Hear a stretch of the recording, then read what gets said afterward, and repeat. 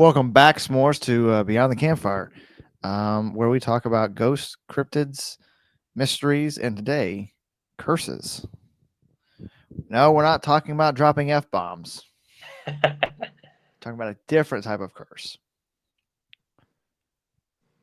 Yeah, that's right.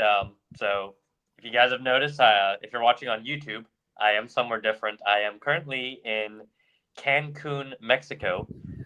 That's not where our story today will be taking place. But if I look a little bit disheveled, if I'm a few degrees darker than normal, uh, then you know why. So, yeah. If you're wondering why he's in Cancun, he's working for the cartel. He's trying to get There some extra money for the podcast. we Yeah, get Pablo Escobar. getting all their secrets. So, yep, I got my beach shirt on. I got my beach hair, which is disheveled, but we'll roll with it. And yeah, today's legend is the legend of the Hope Diamond. And if you're a longtime listener, one of the things you guys know about our podcast is that one of our monikers is the cowboy and the Indian. And if you haven't noticed, Will is a cowboy, and I am an Indian. The wrong kind, but close enough, right? Enough to say the cowboy and the Yeah. Indian. Yep. Will, So I was on vacation last week. Steven's on vacation this week. If you don't know where I went, I got my Country Bears T-shirt on. I got my Haunted Mansion mug, there we go. and The most now magic. he's in Mexico. So the plan originally was for me to go to Disney. That's why we filmed ahead last week. We're going to be filming ahead again to kind of get ourselves caught back up. However, on my last day of Disney, I get a text from Steven saying, "Hey, I'm going to Mexico," and To I'm be like, fair, I forgot, but yeah, that was a big mess up. But you know what? We're rolling with it. "Going." I had to grit my teeth and what is it? Cross some T's, dot some I's. But Yeah. here Well, we here we are. are. In Beyond the camp. You know what? You know what's funny, Steven? mhm. Is we've always done Where's Steven episodes. Okay. This is the first True. Where's Steven episode internationally That or is true. globally. Yeah, Yeah, yeah. globally. hmm And I'll go ahead and give a plug. If you join us on Patreon, we will have an episode coming out this month about some of my travels in England. So Yeah, we got uh, to get on that. yeah, we do. But yeah, I made a bunch of videos in England and where I'm on site at places like the Tower of London and a few other places. So if you want to hear about all the spooky stories there, uh, join our Patreon. And you can find us at Beyond Campfire on Instagram and Twitter/X. And you can find us on TikTok at Beyond Campfire Podcast. So if you want to connect with us there, you guys can find us over there on those We platforms. were on Threads, but I don't know what happened. We were on Threads. We're looking to get back on it, hopefully at I don't know what some point. happened, but But we'll figure it out. yeah. So And we also have coming on the Patreon my episode of where I didn't go global like Steven did. I just went down to Florida about a month or two ago, and we have a haunted like it's not just like Steven's little. I'm going to this really spooky place. I'm going to tell you about it. No, I was in the midst of a battle. Like it was wild. yeah, I was gonna say, my Patreon episode is gonna be a bit more factual. I will be on site at spooky places, but I won't actually be at the places while they're being spooky. No, Will though he goes at the Devil's Hour, right? I went and saw some things. He's there when things are stirring and lurking about. So again, I walked out a different man.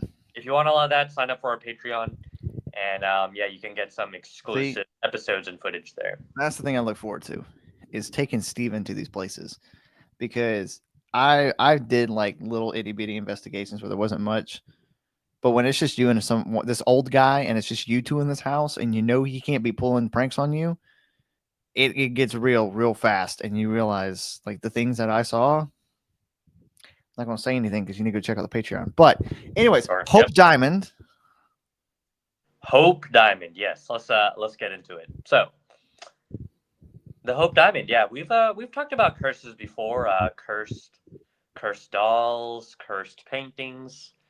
Yeah. This time we have something very, very valuable. We have the Hope Diamond, and yeah, it's a gemstone that has outlived kings, outlasted revolutions, Mm. and whispers to into the night, carrying a curse spanning centuries. So, yep, grab your blankets, grab your marshmallows. Again, this is beyond the campfire, so we're gonna get around the campfire and we're gonna break this thing down. So, the Hope Diamond, one of the most beautiful, also perhaps one of the most dangerous objects ever pulled from the Earth. So, Will, before I get into the details, what do you know about the Hope Diamond, just off the cuff? I know the Hope Diamond. I think it's a blood diamond, if that's the right term for those kind of diamonds. Yep. Mhm. And I think from what I understand is it's been cut down a couple times, so it's not the actual original size it used to be because it's been Sure. resized and stuff. But what I know is that if you wear this thing, you're gonna die, or if you own it, you're gonna die. So the legends say, and we'll definitely dig You in. want to know something actually really cool? What's that? Do you know where the Hope Diamond is currently? It's in the Smithsonian, right? I've seen the Hope Diamond. Oh, you've seen it. Mhm. Interesting. Okay. It Well, hey, was. See, go ahead. Go ahead. we went the spring break of my spring break of 2013 when I was 12 years old. So it's been almost 13 years. Yeah. Well, hey, we'll have to go back at some point. Because I've been to the Smithsonian. I don't know if I saw the Hope Diamond. I probably didn't because I was looking at World War II airplanes. Um, You were in the wrong museum then. yeah, I went to a few different museums. I don't remember which ones I went to. I only remember Mhm. I remember like the Marine Corps one and stuff like that. I think the Hope Diamond's in the Natural History Museum. Okay. But yeah, for those listening, I'll just go ahead and lay out the episode. So one will be talking about the origins of the Hope Diamond and the Temple Curse. After that, I'll share just a couple of stories about some of its alleged victims, and then after that, we'll talk about where it is today. Does the curse continue today? And then we'll close out the episode with a ChatGPT story of me and Will encountering the diamond Oh today boy. in 2025. So, Steven, the ChatGPT story is literally Steven like, I gotta impress this girl, so we're gonna go steal the Hope Diamond oh because man, nothing says I love you like a big diamond. there we go, there we go. So, hey, I'd only have to break into one of the world's most secure museums, but hey, no way of telling a girl I love you like committing several felonies, right? So, Hey, if what's his name could do it, what's his name? Night at the Museum.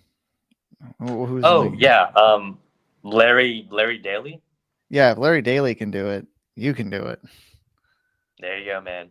So, alrighty, the Hope Diamond. It weighs 45.52 carats. It is a striking deep blue color. Although, if you shine some UV on it, apparently there's also you can see some red phosphorus color as well. Oh, And it is currently housed in the Smithsonian Museum of Natural History in Washington D.C. But it wasn't always in Washington D.C., the capital of the United States. Its its journey actually began half a world away in the Golconda mines of 17th century India. oh, Mines famed for producing some of the most rarest diamonds in the world. So, why was I emphasizing the cowboy and the Indian later? Well, my motherland, the country of India, that's where the Hope Diamond comes from, and that's where the legend begins. Any thoughts, comments, or questions before I continue? that's pretty interesting that it came from India, and that you said that there's other diamonds that came from India. Because I feel like when everybody talks about blood diamonds, the blood diamonds of Africa, they come from Africa. They've always come from Africa. But no, this states that there are actually blood diamond mines that were in India. hmm Yeah, the British. Now, I think I've talked about being an Anglophile on this podcast before, but the British did a lot of great stuff, but they also did some not great stuff. And I'm happy to admit that as an Anglophile. But that said, yeah, let's talk about this diamond. So, as Will mentioned earlier, the diamond was originally bigger. So the original larger diamond is said to have been stolen from the eye of a Hindu idol. So it depends on who you ask. Some version of the story said that it was actually the eye of an idol, and the people that took it out of the statue's eye socket. So that's one version of the story. Another version of the story says that the diamond was being offered to a statue of Sita, and Sita is the revered wife of the Hindu god Rama. And so you have this divine duo of Rama and Sita, and legends say that the diamond was an offering to both of them, primarily to Sita, but also in part to Rama. So you have some Hindu mythology being engrafted into this. So stealing from a sacred image, well, not exactly a great start. So Um, quick question, because when you were talking about pulling the eye, I felt like you were kind of. Wait, is it like the whole Hindu thing, like with the third eye? Like, was it the third eye the diamond was in, or was it just like the regular eye? Because when you yeah, were pulling, it looked like you were pulling from your forehead, so that's why I was just yeah, no, sure. Yeah, so actually, yeah, it would have been the third eye. okay. The most famous three-headed Hindu god is the Hindu god Shiva, who has that third eye, and he only opens it when he's casting judgment. But anyway, as I said, yeah, stealing from the sacred image, not exactly a great start. Will, what do you think happened to this grave robber or So, this? well, as a Christian, probably nothing because Hindu gods don't exist. But I feel like that there might be some cosmic justice, not cosmic justice coming his way or something. Maybe he dies. Yeah, so yeah, and no, and that's a good point. I'll actually say this. I actually do think the Hindu gods are real, not in the sense that they're actually gods that we should worship or anything like that, but I do think that they are gods in the sense that you have at least in Christian ethos, there are spiritual beings, right? They're not the god, but there are spiritual beings out there, and I wouldn't be surprised if some of these spiritual beings have Mhm. taken on the form of Hindu gods, or Mhm. people encountered these spiritual beings and then began to worship them as gods. Well, Um, that's where we'll probably talk. Well, this probably won't be on this podcast, and I'm not going to go too much into it because this will probably be something we talk about on Beyond the Bible coming out in September. Go check that out in yep, September. But I know like in the Tower of Babel when we were scattered amongst the nations, that God put angels to watch over us. And so what sure. I always thought about was like, what if those angels had the same temptation like Lucifer did? They fell and made us worship them, and that's where you get Norse mythology, Greek mythology, um, Egyptian mythology, Hindu mythology. That Actually, I'm actually gonna get into some of that. I'm gonna do a Nephilim episode for Beyond the Bible. So guys, yeah, yeah. Hey, tune in to Beyond the Bible. Actually, Will, I might have you as a guest for that particular episode because I think you'd be a fun person to have on with that one. Um, but yeah, we're gonna get into Nephilim and we're gonna talk about what the Nephilim could be, whether they're aliens or whether they're spiritual beings. But yeah, mhm, there you go. You guys get a little bit of a preview of the Nephilim episode that will be coming out later. yeah. Um, So either way, I think this guy got royally screwed. So, yeah, according to the legend, the thief, upon leaving the temple, was torn apart by wild dogs before he could even enjoy the diamond. And thus, the theory of the temple curse began. Could you And as the imagine? diamond moved westward, so did the tragedies. Could you imagine that? Like you just robbed a Hindu temple, and you're like, I've gotten it. I'm getting away. You step out the door, and then this pack of wild dogs just comes out of nowhere and mauls you to death. Yeah, yeah, for sure. And for any of you Games fans yeah, there's several instances where you can almost imagine the imagery of some of the tributes being torn apart by wild animals. So, Or you can think about that one story from the Bible. Seeing as we're talking about beyond the Bible, oh yeah, are you talking the about bears, bears? the bears. Yeah, yeah. Elisha's walking up, and they're like, "Go up, you bald head." He calls the curse down upon them, and the two bears just run out of the woods. And That's what the Hindus did. The Hindu gods did. They said, "Oh, you want to steal our diamond, you bald-headed pervert? Here you go, dogs." Alrighty, so the diamond, it eventually gets into somebody else's hands, and it makes its way westward. The diamond is eventually sold to King Louis the 14th of France. And this is kind of where it starts to be cut up and divided. So King Louis the 14th of France, he has it cut into a more refined gem known as the French blue, and it becomes part of the royal jewels of France. So you have a part of it now known as the French blue. It's part of King Louis the 14th's royalty. But yeah, as it turns out, being royalty does not grant immunity from the curse of the Hope Diamond. So I'll take a pause there before I get into what happened to So 14. okay, so you said it was broke. He obviously, like I had stated earlier, he cut it down. So the blue is the blue a separate gem from the Hope Diamond?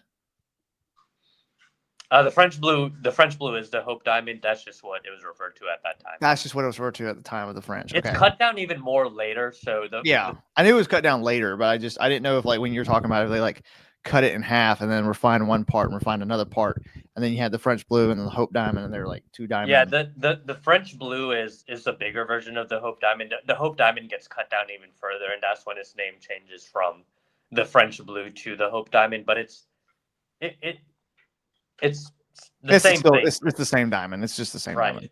Yeah. So okay, well, hey, if you are a Hamilton fan, you probably know what happens to King Louis because there's a famous part of Hamilton where he's rap battling, and they actually mention King Louis. And Hamilton, there's a debate. Thomas Jefferson is saying we need to support the people of France. Hamilton's like, no, we made a treaty with King Louis, and he's like, well, if you guys listen to Hamilton, you'll know Hamilton says this famous line. He's like, should we honor our treaty, King Louis? Do whatever you want. I'm super dead because King Louis's head had been cut off and was placed in a basket. So that's what happens to King Louis. He buys this diamond. He gets it cut down into a French blue, and he's the first French king in centuries to have his head cut off. Why was So, his head cut off? the people of France felt like he was a dictator, and they wanted to overthrow him. So the people rebelled and cut his head off. Lovely.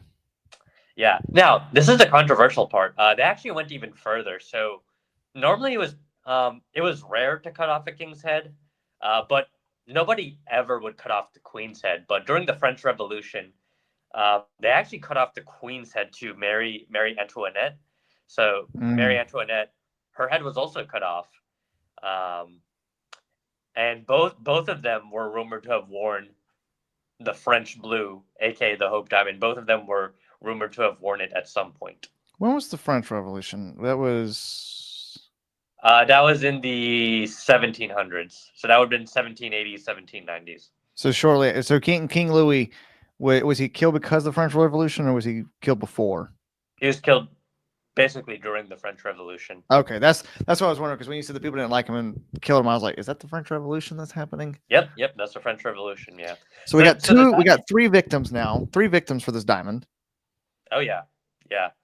Yeah, because the diamond was originally covered. I'm actually skimming over. There are a few stories, but there are a few people that met some unfortunate ends before it even got to King Louis. But yeah, I'll just talk about this. So the stories range from being torn apart by dogs to being burned alive to getting a disease. A lot of it leprosy actually, and dying that way. So. Yeah, just a lot of awful things happening to the people that have these diamonds. Man, this diamond does not play around. Oh yeah, so You think, oh, like, oh no, the curse, it's just gonna drop me dead. Nope, wild dogs, fire, dogs. leprosy. Okay, so after being owned by King Louis, the diamond is passed on to a few other people. It eventually at some point is cut down even further into what is now the modern day Hope diamond. Hmm. And I'm going to shift forward to the early 20th century America. It does end up in the U.S. at some point. In between, same kind of stuff. People dying from mysterious causes. Some getting in car accidents. Some Are getting there any losing. are there any famous people who died, or just kind of like just French royalty? Most of it is rich people. None super notable. That's why I skipped ahead to King Louis because I wanted kind of to talk about the most famous ones. So, is there anybody between King Louis and the 20th century? Like Yeah. any noble There's a people? few. Let me look through my notes. Again, I decided not to spend too much time on them because they weren't really that interesting, but at least not in my mind. No, I was just curious because Yeah. I don't know why, but for some reason I thought the Hope Diamond was English, but it's not. It's French, right? It might have spent some time in England. So okay, yeah. Here's some of mine. So one of them is Jean Baptiste Tavernier. He oh okay, so he's actually the original person to have gotten the diamond. So he was the guy that was torn apart. Um, okay, most of these lists again, we don't have all the names because most of these Yeah. were No, I didn't expect us to have all the names. I mean, because we talked about it being the French Blue, and it was with King Louis and King Louis's wife, and then they were both beheaded during the French Revolution because of the curse. I just didn't know if there's anybody between King Louis and his wife, and then the 20th century. yeah nobody really notable, just a bunch of merchants. Okay. Uh, okay, I'll just read off some names and I'll just very quickly describe it. So after Marionette, it was given to her friend Princess de Lamballe. She was brutally murdered by a French Revolution mob in 1792. Lovely. Yeah, so she wore the diamond once, and that happened to her. Wow. So Uh, you wear the diamond once, and it's gonna kill you. it then went to Wilhelm Valls, who was a Dutch jeweler. Okay, so he's the one that recut the diamond and made it the Hope diamond. Okay. See, I was Uh, wondering if it was still the French Blue when it went to America, but that clears that up. okay, so that happened. That happened before. He was murdered by his son, and his son stole the diamond. So there you go. Next guy was Simon Frankel. Okay, so he's the one. He's the first American to own the diamond, and although he it looks like he didn't bring it to America. Uh, okay, so he fell into financial ruin, and he sold the diamond before he basically became broke. And then it passes to a few others. Okay, this is the story I wanted to talk about. So eventually, it comes to Evelyn Walsh McLean, and the McLean family is the next story I wanted to focus on. Okay. Well, yeah. I mean, if that gets us to where you were just at, I was just kind of curious of how it came from Louis to 20th century, America. Yeah, yeah. So Evelyn Walsh McLean, she was a Washington socialite who purchased a diamond, and she showed it off at parties. She would put it on her dog. She would have her dog wear it, and yeah. As the years went on, she had a son die in a car crash. Her daughter died of an overdose. Her husband abandoned her, and then he later died in a mental insane asylum. Oh God, And then Evelyn herself died in financial ruin. this So diamond don't play. I know, yeah, she was probably the one that disrespected it the most. Because if you know anything about Indian culture, dogs are considered very lowly animals. Like Oh, here in America, we love dogs. We keep them as pets.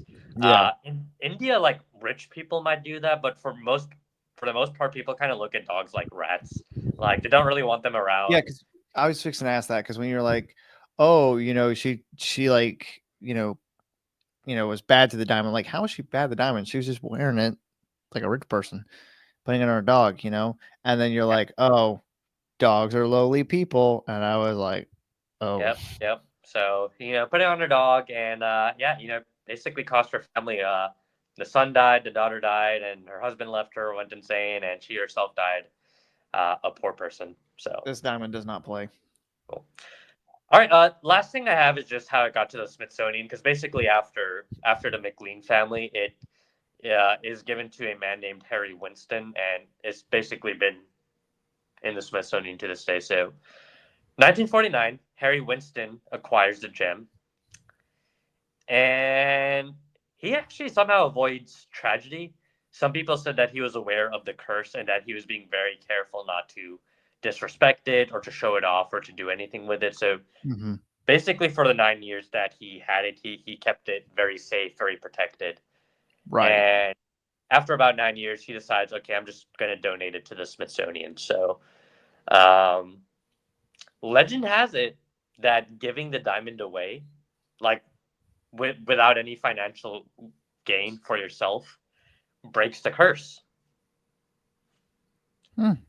Here's the thing: he gave it away, didn't get any money out of it for himself, and apparently, um, nobody has been cursed by it except for this.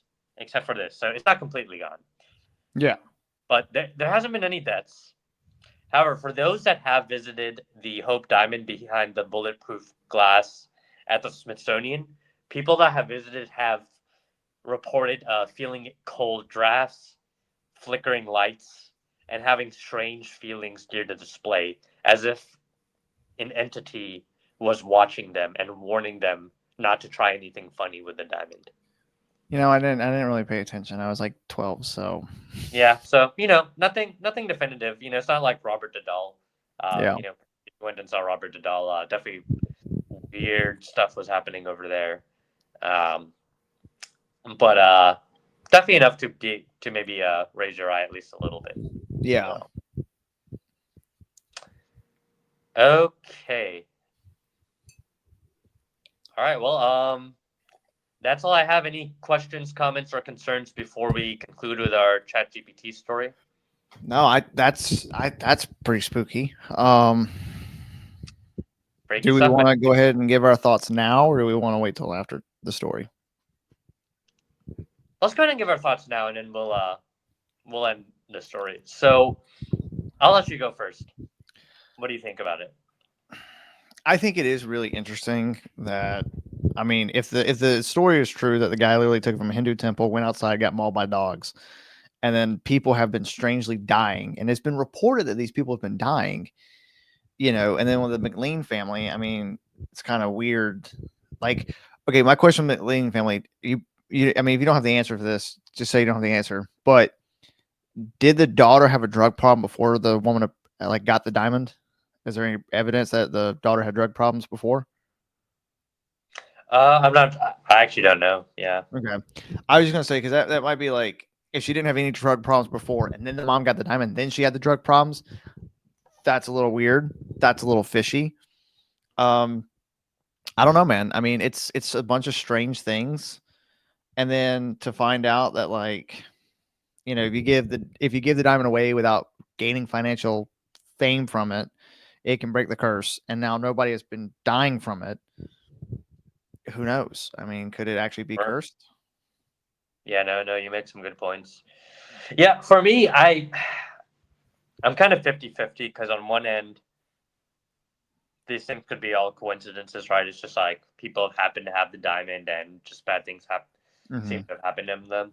On the other side, it's just like, well, hey, if you know, there are cursed objects. I've admitted as much. I used to not believe objects can be cursed, but now I do firmly believe objects can be cursed.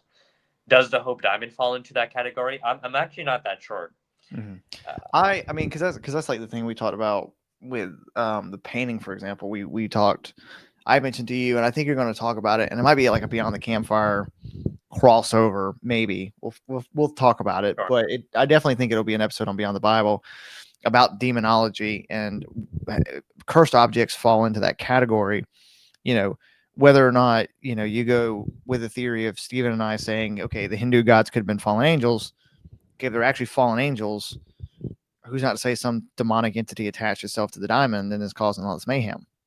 Sure. you know, Sure. because Yeah. like we both believe cursed objects are real, possessed objects are real. In a couple of weeks, we're going to be talking about a really famous cursed object, which is probably going to terrify the hell out of Steven. But I mean, who's to say? I mean, maybe the Hope Diamond could have had some entity possessed to it. Maybe because there's nobody really bothering the diamond. Maybe the entity or whatever is possessing it and cursing it. It really doesn't see a reason to cause mayhem anymore. But maybe that's the reason why people feel that kind of, because it's like one thing to be like, okay, the guy gives it away and the diamond's done. Nothing ever going to happen again. But to know like people are going in there and they get these cold feelings, they feel this like they're being watched. They feel like the lights can sometimes flicker. It adds more to the question of if the Hope Diamond is actually cursed, why is it cursed? What is cursing it? Or is it a possessed object? Is it a cursed object or is it a possessed object? Can a possessed object be a cursed object? It gets a little crazy, and I don't think we'll know the answer. I think we could theorize. Yeah, I mean, as long as it's at the Smithsonian, I mean, it's just one of those things where, as long as it's there, I don't think it's going to bother anybody ever again. I think if someone were to re-steal it at some point, then we can see about that, right? But Yeah. But okay, well, yeah, that's kind of my thoughts. I'm kind of 50-50. It's like, hey, who knows, right? But yeah, without further ado, shall I get into the ChatGPT story to close out the episode? Yeah. Okay, here we go. So, story's called Beyond the Campfire presents The Eye of the Earth. So, takes place in Washington, D.C. in the summer of 2025. Here's what it says. They weren't supposed to touch the glass. Will swore he didn't. I like how it throws you under the bus. Anyway. Yeah. Thanks a lot, guys. Thanks. Yeah. They weren't supposed to touch the glass. Will swore he didn't. 1 minute he was just looking at the Hope Diamond, encased in a spinning display at the Smithsonian. The next, he felt it. A pulse. A whisper. Like the gem had a will. A memory. A mouth. Stephen noticed it too. He stepped back instinctively, Bible tucked under his arm. The air felt thick, like it did before a thunderstorm. Dr. Lydia Romani, the museum's curator, was pale. Since we brought it back from the gala, she whispered, it's like something followed it. We've had fires, nightmares. A boy collapsed in this room and wouldn't stop screaming about a woman with burning eyes. The room was quiet. The gem spun slowly and then stopped by itself. Will's eyes narrowed. That ain't good. The lights went out. At first, they saw nothing, but a shimmer began to glow near the pedestal. A shape. A woman. Not ghost. Not quite angel. Her skin shimmered bronze. Lost my place. Beneath the moonlight. Her white sari billowed without wind. Her voice arrived before her mouth moved. You are standing before the eye of justice, torn from my likeness, forgotten by empires. Stephen instinctively clutched his Bible. Are you Sita, the wife of the Hindu god Rama? I once was called that, she said. I am a shard of her sorrow, a voice of the earth, and the gem you guard was once an eye upon my face, watching over the sacred. Stephen stared closer. In the middle of her forehead, an empty eye socket. The Hope Diamond began to glow red. Now it remembers, Sita shouted. Blood, theft, cities drowned in pride. My eye awakens to judge. Will spoke, his voice steady. What do you want? Sita yelled. To be returned. to burn all that forgets the holy. Suddenly, Stephen dropped to his knees. The pressure was unbearable. His soul felt scraped open by invisible hands. A voice, not his own, whispered lies in his mind. Return, Stephen, to the old gods. They were here before your Christ. You are Indian. There is no blood strong enough to cleanse the centuries of theft. The Lion of Judah has no power here. No, Stephen gasped. Jesus is Lord. Will grabbed his friend. Stephen, look at me. The red glow of the diamond grew brighter until it wasn't just light. It was flame. Then a new sound broke, like thunder, but musical, like armor clashing with praise. A light tore through the darkness, and in the center descended a figure with wings like storm-forged silver, a sword like lightning, and eyes aflame with the glory of heaven. Michael, the archangel. He's back. My boy. That's my boy. The flame around the Hope Diamond vanished in an instant. The figure of Sita hissed and staggered backward, her form breaking like smoke in the wind. Michael's voice rang out, "You are not queen here, spirit. Your time has ended." Sita's form flickered, her tone mournful now. "The earth remembers, Michael. You forget. We were gods before your god was named." Michael raised his blade. "No, you were shadows. He is the light, and his name is above every name."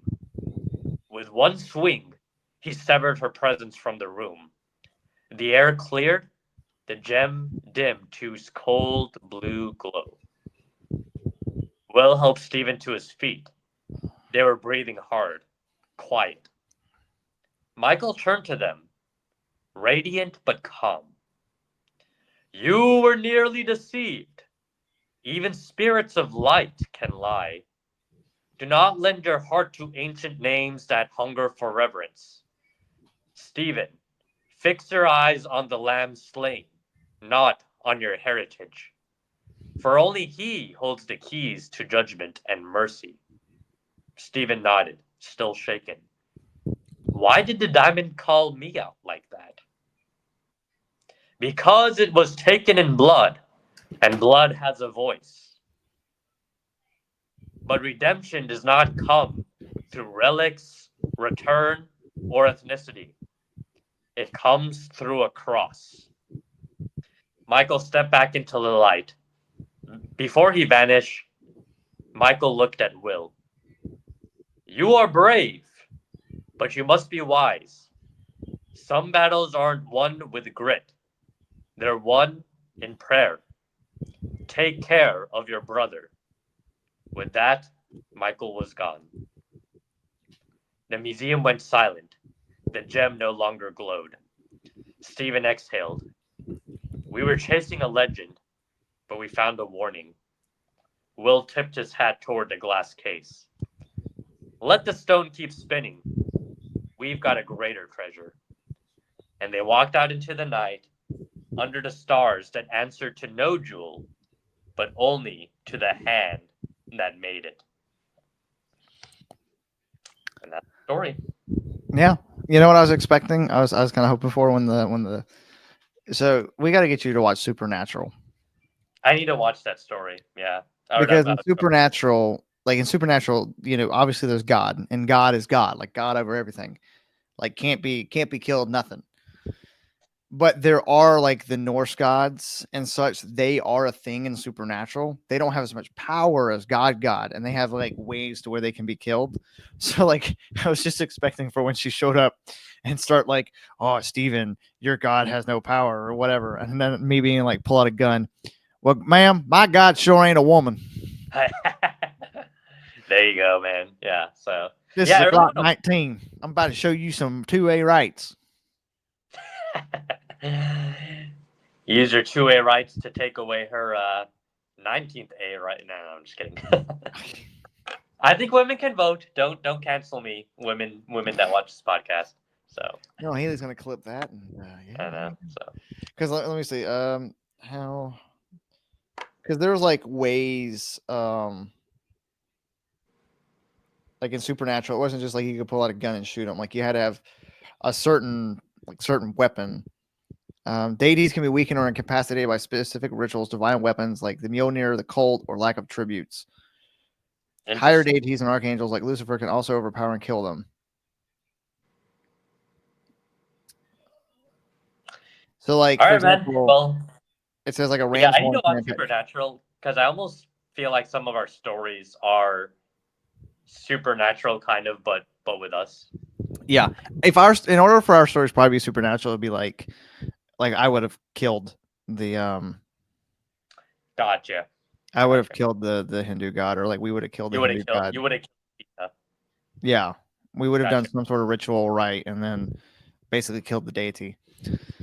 And because all I could think about was that Captain America, where it's like, and when Captain America, like Black Widow was like, "Don't go down there, Cap. These guys are basically gods," and he's like, "There's only one God, ma'am, and I know he sure don't dress like that." Right. Exactly. Yeah. But yeah, so okay, Hope Diamond, is it cursed? I don't know. I'll let you guys decide. So So cool. yeah, Thank you guys for joining us. Will, any last minute announcements, thoughts, comments before we close out? unless you got something. I got nothing. So hey, thank you guys for joining, and we will see you on the next one. Yep, and if you happen to steal a diamond from a Hindu god, watch out.